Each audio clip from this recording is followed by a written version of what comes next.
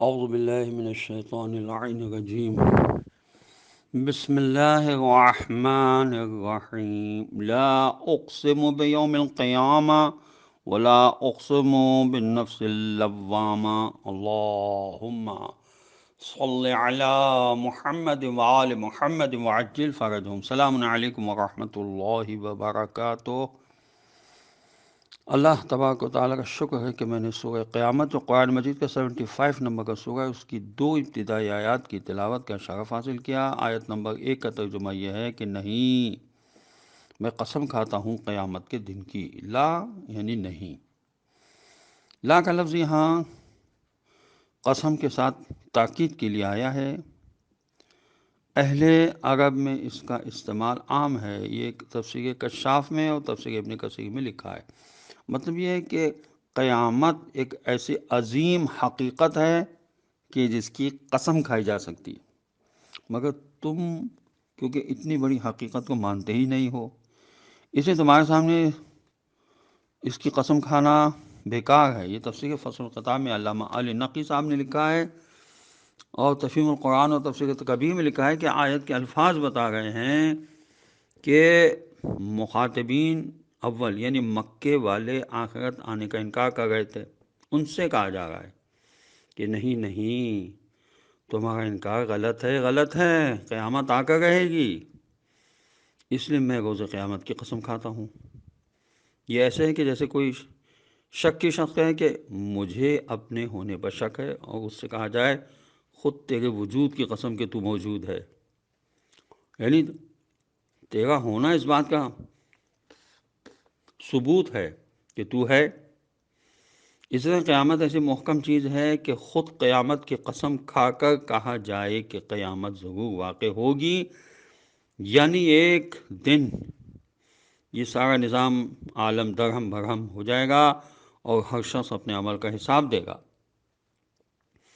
آیت نمبر 2 کا ترجمہ یہ ہے کہ اور نہیں، میں قسم کھاتا ہوں برائیوں پر ملامت کرنے والے نفس کی۔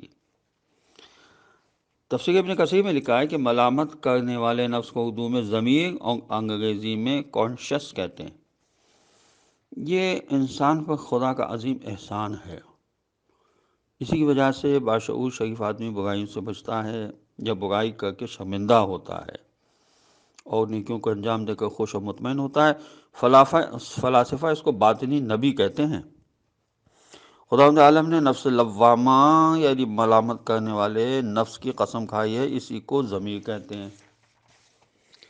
اور جب انسان کوئی برا کام کرتا ہے یا کرنا چاہتا ہے تو انسان کے اندر ضمیر اس کو ملامت کرتا ہے۔ اس سے ثابت ہوا کہ انسان اپنے ضمیر کے اندر بھلائی برائی کا احساس رکھتا ہے، یہی احساس اس کو برائی پر روکتا ہے اور ملامت کرتا ہے۔ یہ بات صریح دلیل ہے کہ انسان صرف حیوان نہیں ہے بلکہ اس کے اندر ایک اخلاقی حص ہے، اس میں فطری طور پر بھلائی برائی کا فرق موجود ہے۔ ہر انسان خود اپنے ضمیر کے اندر اپنے آپ کو اچھے برے کاموں کا ذمہ دار سمجھتا ہے۔ انسان کے اندر اس ملامت کرنے والے نفس کا وجود ہونا ایک ناقابل انکار حقیقت ہے۔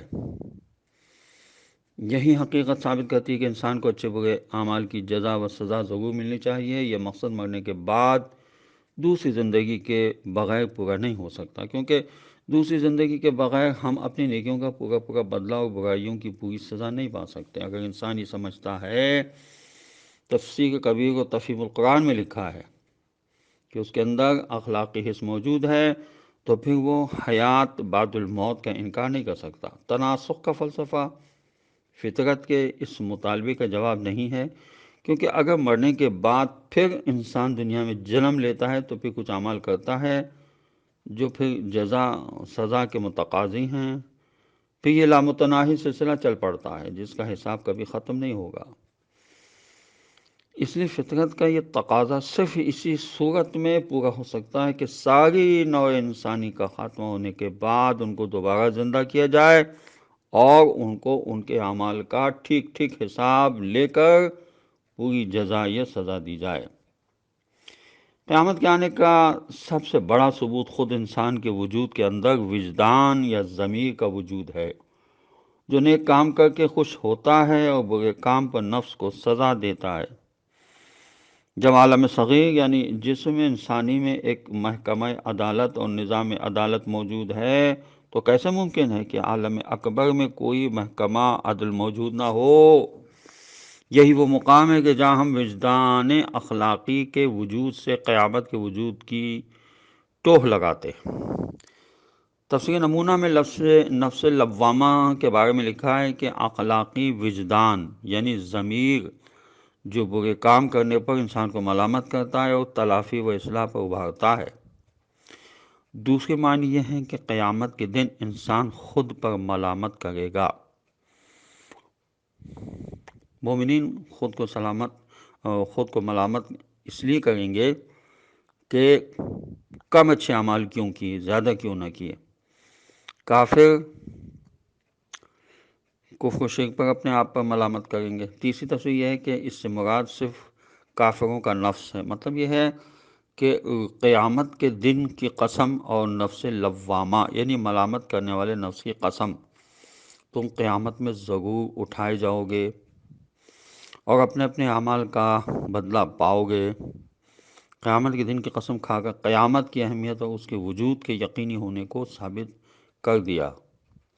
تفسیر انوار النجف میں لکھا ہے کہ ایک قول یہ ہے کہ آیت میں نفس لوامہ سے مراد صرف نفس مومن مراد ہے، جو اپنے آپ کو ہر وقت خوف خدا کی تلقین کرتا ہے اور حب دنیا پر ملامت کرتا ہے۔ کافر کے نفس کی خدا کیوں قسم کھائے گا؟ خداوند عالم کی بارگاہ میں دعا گو ہوں کہ پروردگار ہمیں قرآن پڑھنے، سمجھنے اور اس پر عمل کرنے کی توفیق نصیب ہو۔ وارث قرآن حضرت امام زمانہ عجل اللہ تعالیٰ فرج و شریف کے ظہور میں تعجیل ہو اور ان کے آوان و انصار میں ہمیں شامل ہونے کی خدا توفیق نصیب فرمائے۔ والسلام علیکم ورحمۃ اللہ وبرکاتہ۔